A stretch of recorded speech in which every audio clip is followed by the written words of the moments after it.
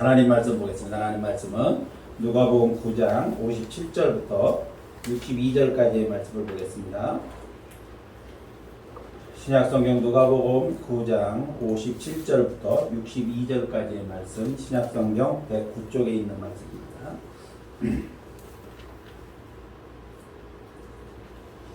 누가복음 9장 57절부터 62절까지 우리 같이 하셨으면 같은 목소리와 함께 봉독하겠습니다. 길을 가실 때 어떤 사람이 여짜오되 어디로 가시든지 나는 따르리이다. 예수께서 이르시되 여우도 굴이 있고 공중에 새도 집이 있으되 인자는 머리를 곳이 없도다 하시고 또 다른 사람에게 나를 따르라 하시니 그가 이르되 나로 먼저 가서 내 아버지를 장사하게 허락하옵소서. 이르시되 죽은 자들로 자기의 죽은 자들을 장사하게 하고 너는 가서 하나님 나라를 전파하라 하시고 또 다른 사람이 이르되 주여 내가 주를 따르겠나이다마는 나로 먼저 내 가족을 작별하게 허락하소서. 예수께서 이르시되 손에 쟁기를 잡고 뒤를 돌아보는 자는 하나님 나라에 합당하지 아니하니라 하시니라. 아멘. 할렐루야. 우리 서로 인사하겠습니다. 하나님이 당신을 축복하십니다.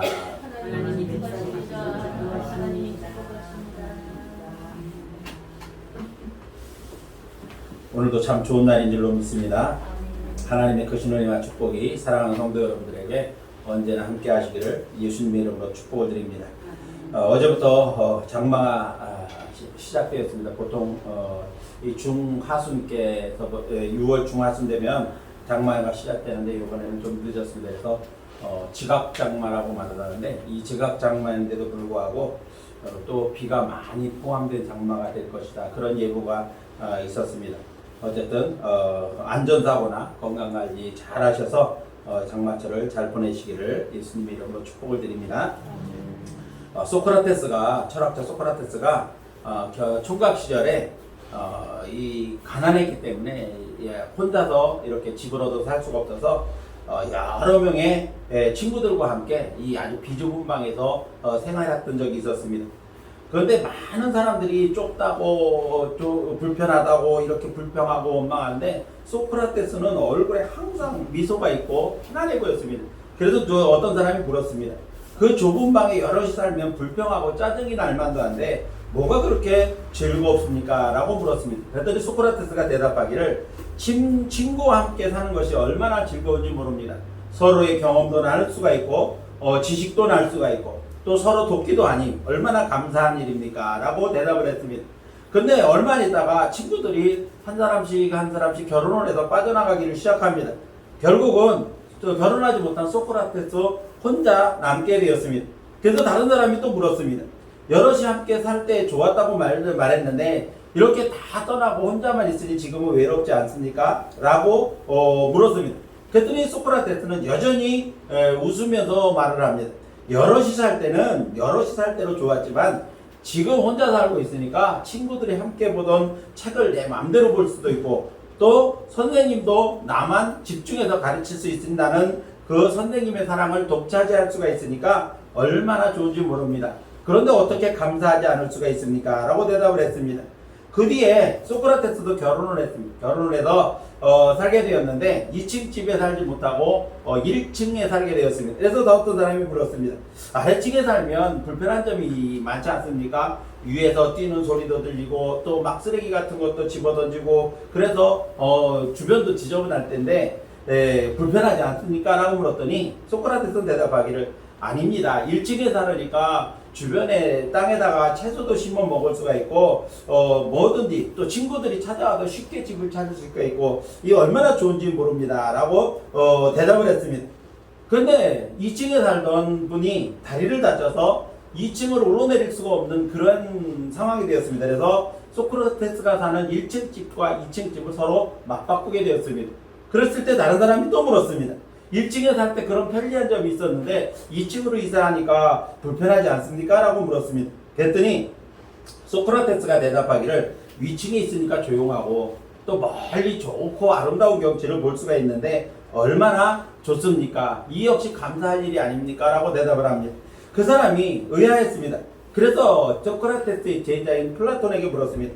당신 스승은 어떻게 저렇게 늘 어떤 환경을 만나도 웃으면서 즐겁고 감사하면서 살 수가 있습니까? 라고 물었습니다. 그 이유가 뭐냐고 물었더니 플라톤이 대답하기를, 사람의 기분이라고 하는 것은 그 사람의 환경에 있는 것이 아니고 그 사람의 마음속에 있기 때문입니다. 라고 대답을 했습니다. 무슨 말인가 하면, 사람이 기쁘고 즐거워할 수 있는 것은 환경에 있는 게 아니라 그 사람이 마음에 어떤 마음을 가지고 살아가느냐라고 하는 것에 달려있다는 겁니다.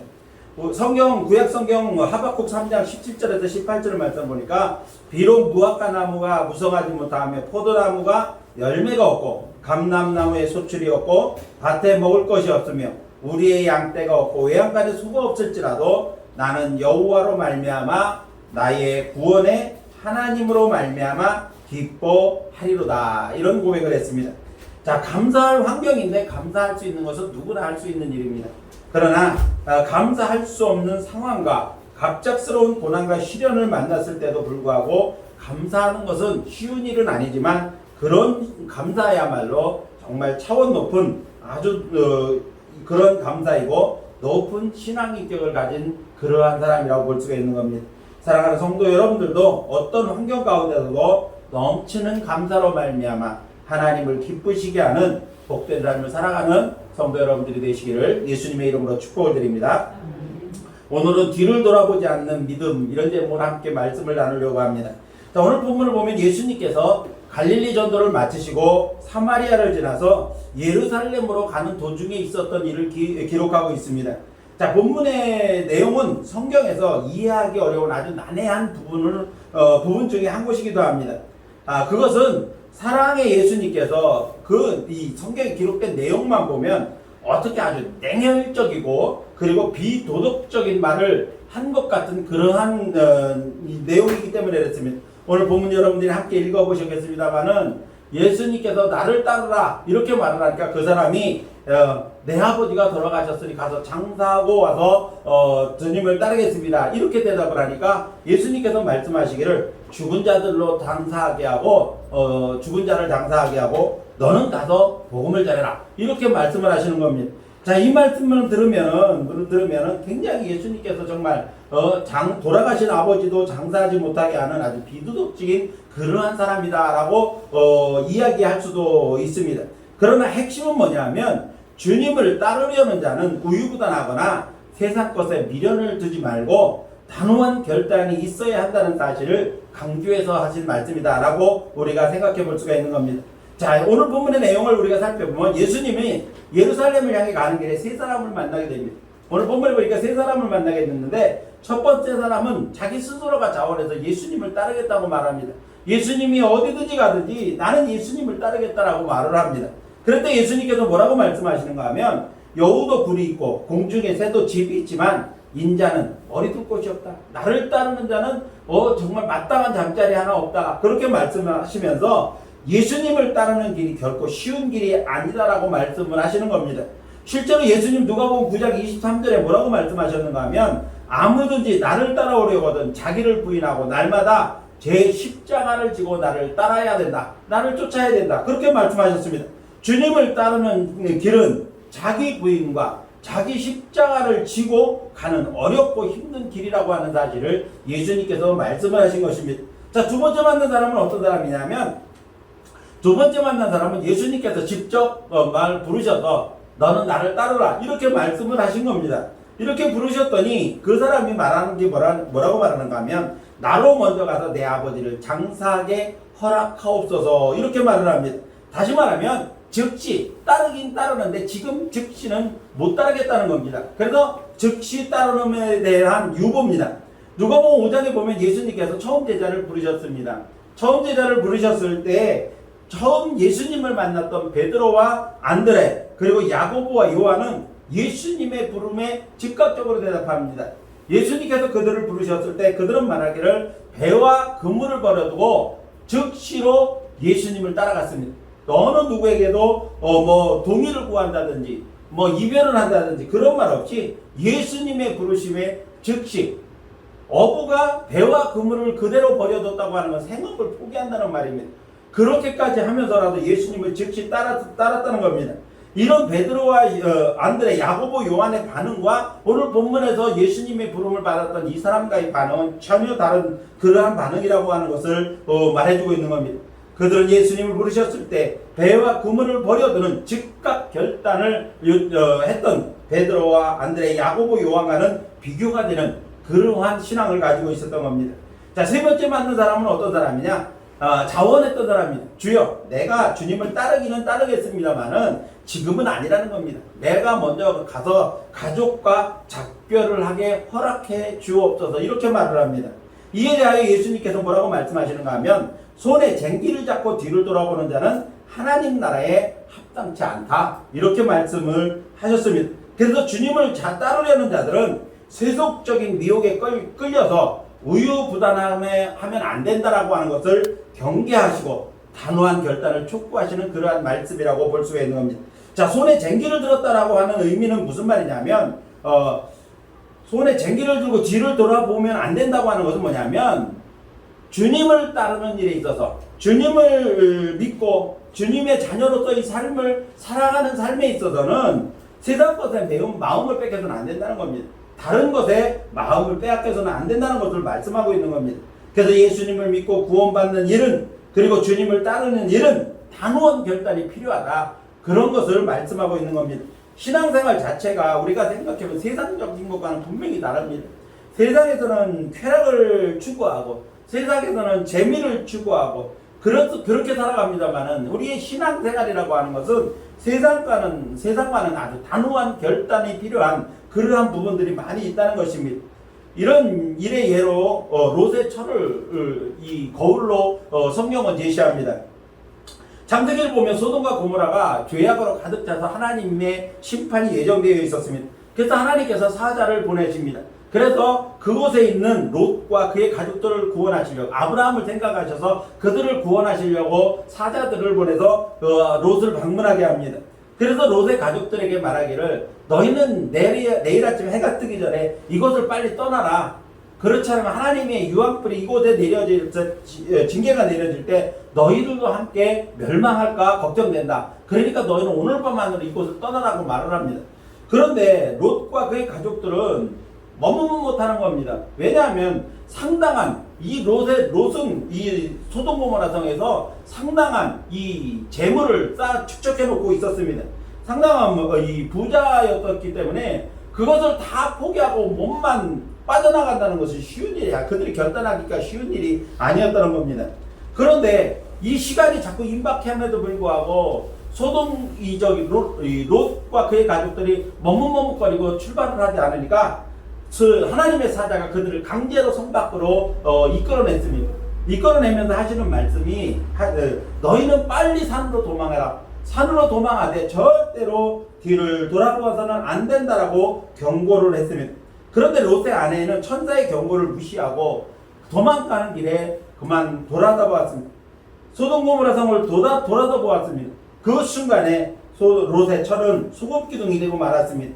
소돔 고모라의 영화와 그리고 가지고 나오지 못한 재물에 대한 욕심을 끊어버리지 못하고 결국은 그렇게 하나님의 경고를 무시하고 뒤를 돌아보았다가 결국은 소금기둥이 되고 만 것입니다. 주님을 따르는 자는 뒤를 돌아보아서는 안 됩니다. 머뭇거리거나 세상적인 것에 마음을 빼앗겨서 결단을 미루고 적당히 세상과 타협하면서 살아서는 안 된다는 것을 경고하고 있는 겁니다. 왜 그렇습니까? 왜 믿는 사람들, 왜 주님을 따르려는 사람들은 뒤를 돌아보면 안 될까요? 오늘 저는 주님을 섬기고 따르는 자가 뒤를 돌아보아서는 안 되는 이유를 말씀을 드리면서 우리의 믿음, 또 우리의 생활 속에서 우리는 어떤 모습을 가지고 있는 사람인가, 이런 것들을 한번 점검해 보기를 원합니다. 오늘 말씀을 듣는 사랑하는 성도 여러분들이 말씀을 듣고 단호하게 결단하고 뒤를 돌아보지 않는 그러한 믿음으로 하나님께 인정받는 복된 성도들이 되시기를 예수님의 이름으로 축원합니다. 자, 그러면 왜 뒤를 돌아보면 안 될까? 예수님을 따르는 자들이 뒤를 돌아보면 안 되는 이유가 무엇입니까? 첫 번째로 뒤를 돌아보는 것은 하나님께 대한 불신이기 때문에 그렇습니다. 하나님을 믿지 못하기 때문에 그렇다는 겁니다. 이스라엘 백성들은 출애굽을 해서 약 2년에 걸쳐서 이 가나안 땅의 입구에 다다르게 됩니다. 물론 이 시내산에서 만 1년 6개월 동안 있었습니다만은 하여튼 출애굽을 해서 2년 동안에 걸쳐서 이 가나안 땅 접경 지역인 가데스 바네아에서 바나에 도착을 합니다. 자, 그것에서 이 가데스 바네아에서 이 이스라엘 백성들에게 가나안 땅에 대한 확신을 주려고 12명의 정탐꾼을 뽑아서 각 지파에서 한 사람씩 뽑아서 가나안 땅에 파송을 했습니다.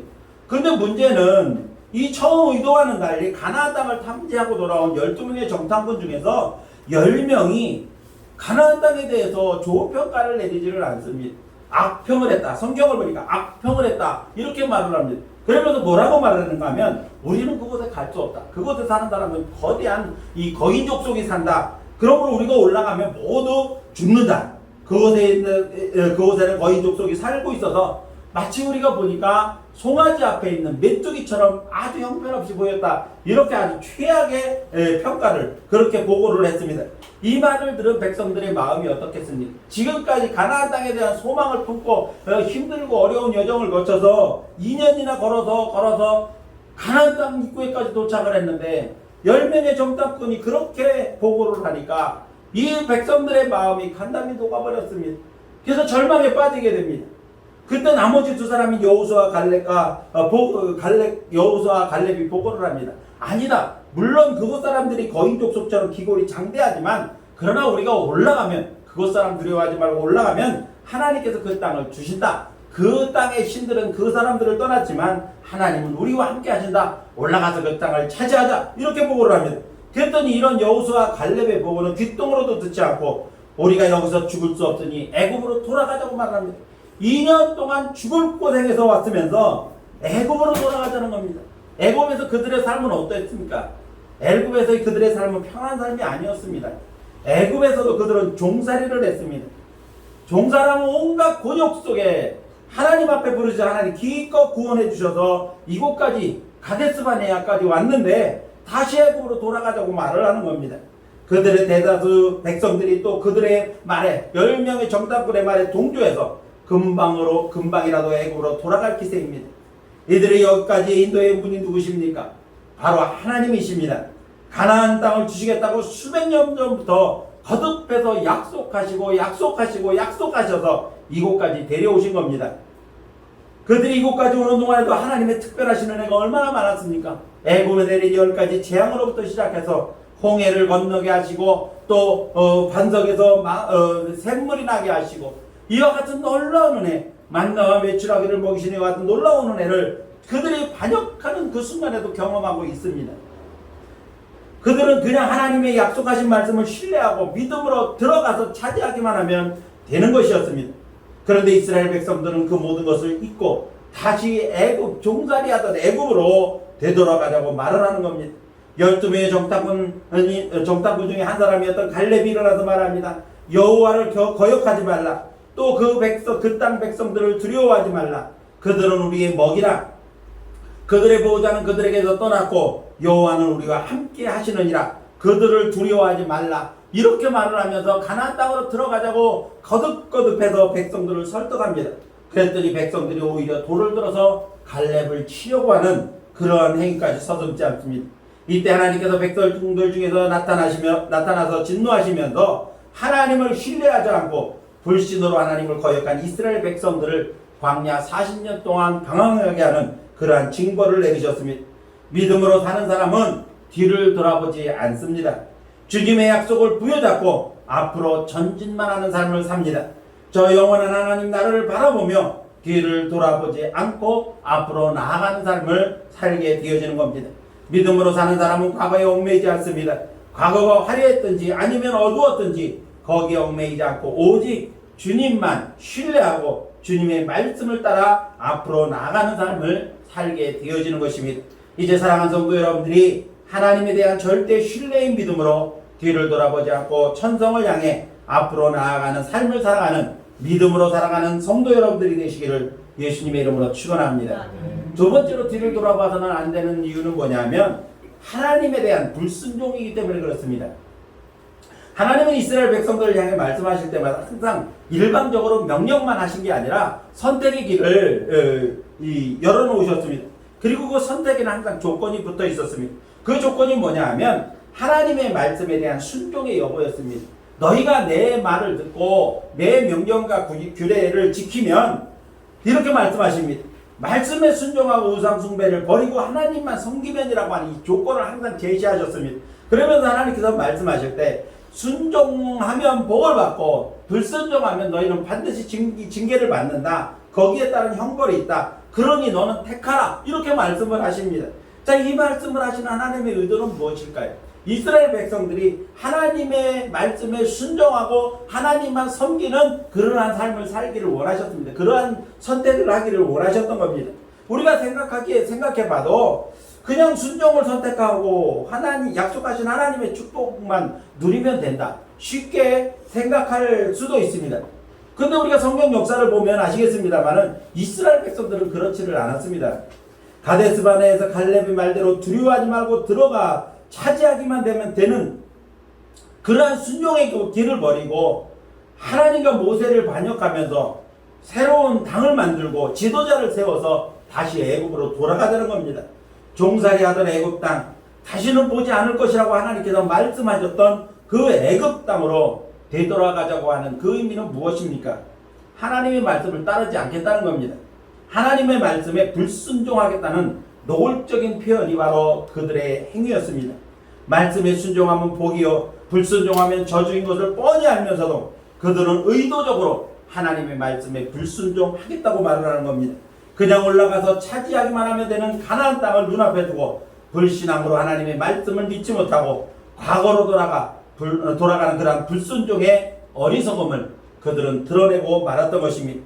뒤를 돌아보지 말라고 말씀하시는 하나님의 말씀을 불순종하고 소돔과 고모라 성의 옛 영화를 바라보고 가지고 나오지 못한 재물에 대한 욕심 때문에 하나님의 말씀을 어기고 뒤를 돌아본 롯의 아내처럼 불순종하고 징계를 받는 그러한 길을 그들은 선택을 했던 겁니다.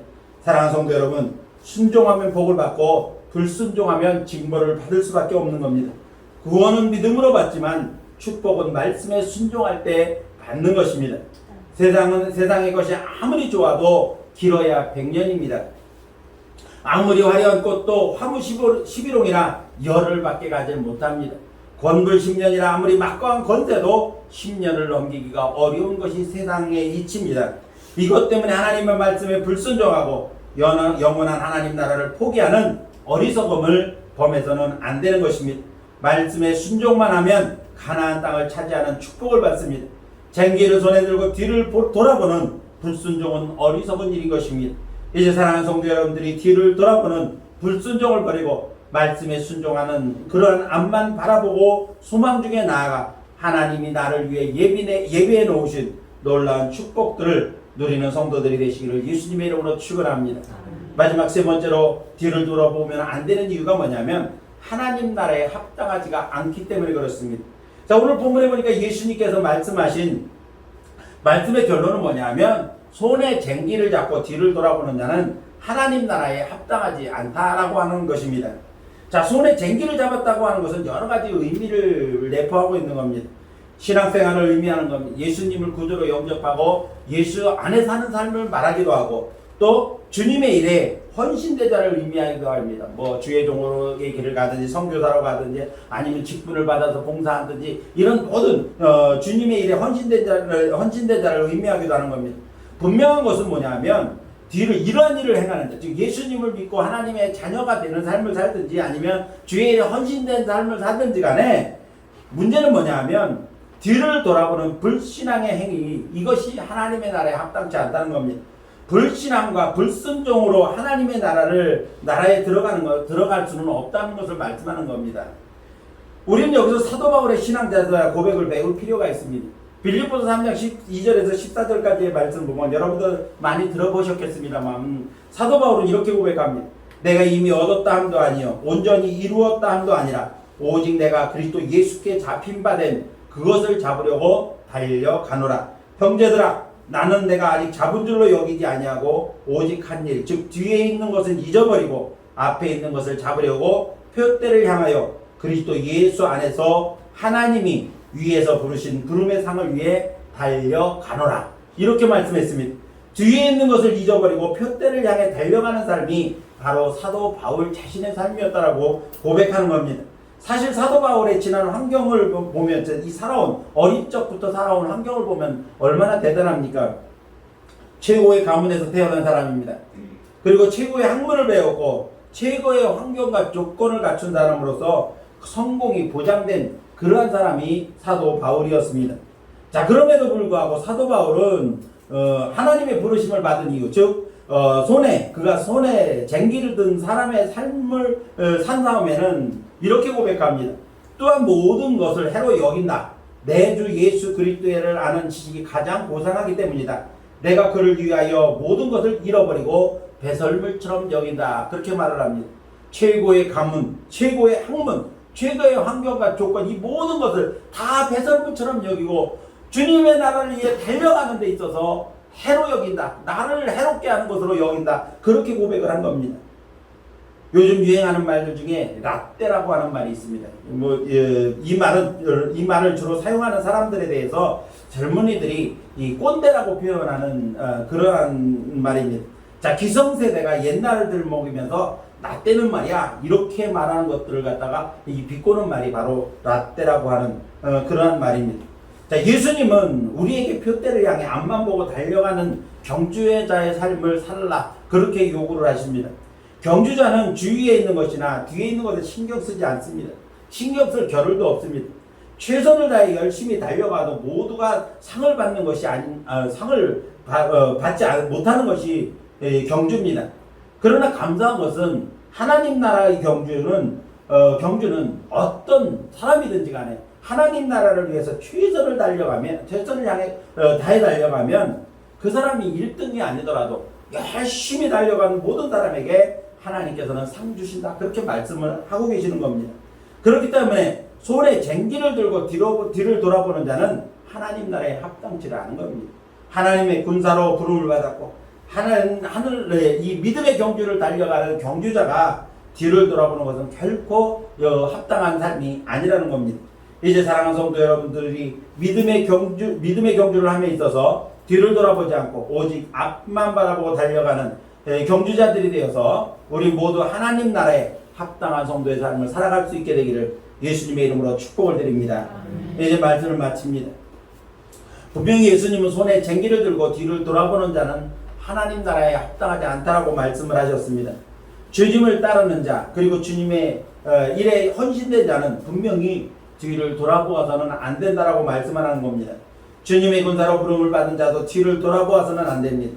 그래서 구약의 군사 제도를 보면 결혼을 금방 한 새신랑이나 농사를 짓고 추수하지 않은 사람이나 새 집을 짓고 그 집으로 새로 이사간 지 얼마 안 된 사람은 군사 모집에서 일정한 기간을 유예시켜줬습니다. 왜냐하면 그것 때문에 머리에 온 신경이 쓰여서 군사로서의 역할을 할 수가 없기 때문에 그렇습니다. 집에 두고 온 신부, 그리고 내가 지금 들판에 널려놓은 곡식들, 그리고 새로 지은 집, 여기에 신경을 빼앗겨서 군사로서의 이 정상적인 역할을 감당할 수가 없기 때문입니다. 그래서 그런 사람들은 일정한 기간 동안 이 군사 의무를 유예시켜 준 겁니다.